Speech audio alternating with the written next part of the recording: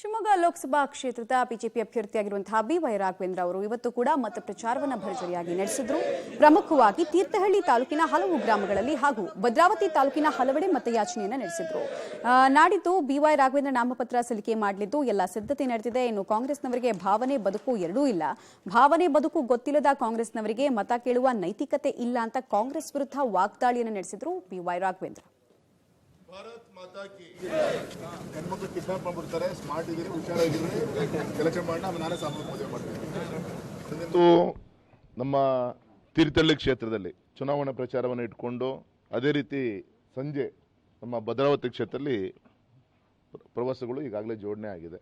ವಾತಾವರಣ ದಿನದಿಂದ ದಿನಕ್ಕೆ ಒಂದು ಒಳ್ಳೆ ರೀತಿಯಂತ ಒಂದು ಸ್ಪಂದನೆ ಜನರಿಂದ ಸಿಗ್ತಾ ಇದೆ. ನಿನ್ನೆ ಶಿವಮೊಗ್ಗ ನಗರದಲ್ಲೂ ಕೂಡ ಒಂದು 12 ವಾರ್ಡ್ಗಳಲ್ಲಿ ಪ್ರವಾಸಗಳನ್ನು ಮಾಡುವಂಥ ಪ್ರಯತ್ನವನ್ನು ಮಾಡಿದೆ. ನಾನು ನಮ್ಮ ಚನ್ನಬಸಪ್ಪನವರು ತುಂಬ ಒಳ್ಳೆ ರೀತಿಯಿಂದ ಸ್ಪಂದನೆ ಸಿಗ್ತಾ ಇದೆ. ಯಾವಾಗಲೂ ಕೂಡ ಸಹಜವಾಗಿ ಚುನಾವಣೆಯ ನಾಮಪತ್ರವನ್ನು ಸಲ್ಲಿಸೋಕ್ಕಿಂತ ಹಿಂದಿನ ದಿನ ಅಂದರೆ ನಾನು ನಾಡಿದ್ದು ಆ್ಯಕ್ಚುಲಿ 18ನೇ ತಾರೀಕು ನಾಮಪತ್ರವನ್ನು ಸಲ್ಲಿಸ್ತಾ ಇದ್ದೀನಿ.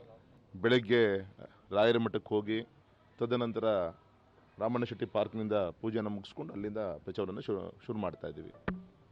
ನಾಳೆ ನಮ್ಮ ಪುರಸಭಾ ಸದಸ್ಯನಾಗಿ ಮಾಡಿದಂಥ ಶಾಸಕನಾಗಿ ಮಾಡಿದಂಥ ಶಿಕಾರಿಪುರದಲ್ಲಿ ಹುಚ್ಚರಾಯ ಸ್ವಾಮಿಯ ಸನ್ನಿಧಾನದಲ್ಲಿ ನಾಳೆ ಬೆಳಗ್ಗೆ ಪೂಜೆಯನ್ನು ಮುಗಿಸ್ಕೊಂಡು ನಮ್ಮ ತಂದೆ ಯಾವಾಗಲೂ ಕೂಡ ನಾಮಪತ್ರವನ್ನು ಸಲ್ಲಿಸೋಕ್ಕಿಂತ ಮೊದಲು ಬೀರ್ಲಿಂಗೇಶ್ವರ ದೇವಸ್ಥಾನಕ್ಕೆ ಮುಗುಳುಗೆರೆಯಲ್ಲಿ ಯಾವಾಗಲೂ ಕೂಡ ಪೂಜೆನ ಮಾಡಿಸ್ತಾರೆ.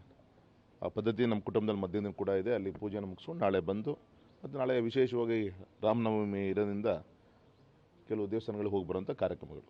ಹೀಗಾಗಿ ನಾಡಿದ್ದು ಎಲ್ಲರ ಆಶ್ರಯದಿಂದ ಒಂದು ಒಳ್ಳೆಯ ರೀತಿಯಂಥ ಒಂದು ನಾಮಪತ್ರವನ್ನು ಸಲ್ಲಿಸಲಿಕ್ಕೆ ಇಡೀ ಕ್ಷೇತ್ರದ ಜನ ಬರ್ತಾರೆ, ಭಾಗವಹಿಸ್ತಾರೆ ಅಂತ ವಿಶ್ವಾಸ ಇದೆ. MPM ಫ್ಯಾಕ್ಟ್ರಿಗೆ ಕೊನೆ ಮಳೆ ಹೊಡೆದಂಥವ್ರು ಕಾಂಗ್ರೆಸ್ ಪಕ್ಷ.